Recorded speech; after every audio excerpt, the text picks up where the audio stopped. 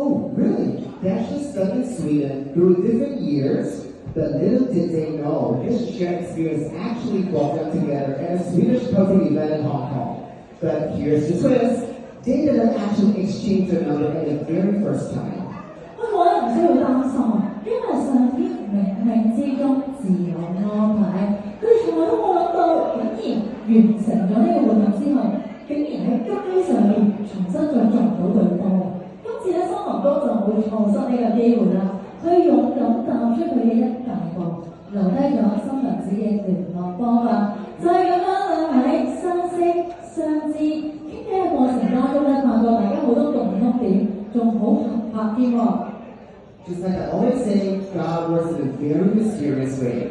One time they actually bumped into each other on the street, but this time the group didn't miss a chance and got her number. And here's how this story started.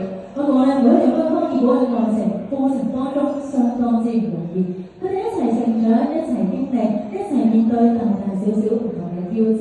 男女主角咧都好中意遊歷世界，佢哋兩位由北歐相識，去到南極求婚。原來回顧就係最長情嘅表白，新郎哥今後一定會拖實新娘子嘅手，永遠都唔放手。The secret of a long-lasting relationship is support each other, grow together, and also embrace the good imperfection of each other. They have taken their love or affection from Scandinavia to Antarctica, where he proposed. It simply shows us the greatest expression of love is, I'll be there for you when your brain starts to pour. 你同阿謝用大家嘅掌聲，為咗成為祝福男女主角百年好合，甜蜜一生。Now please give it up to our newlyweds, Mr. and Mrs. Lee. 我哋男女主角咧非常之貼心，為大家安排咗兩份嘅禮物，俾翻我哋喺大家嘅圖片上邊，期待咧大家可以帶翻屋企同至親至愛分享。而第二份係一段精心製作嘅影片。愛情就好似一段穿越時空嘅旅行，我哋嘅男女主角為咗將佢哋嘅浪漫故事完美呈現俾在座咁多位，佢哋精心製作一段震撼人心嘅片段。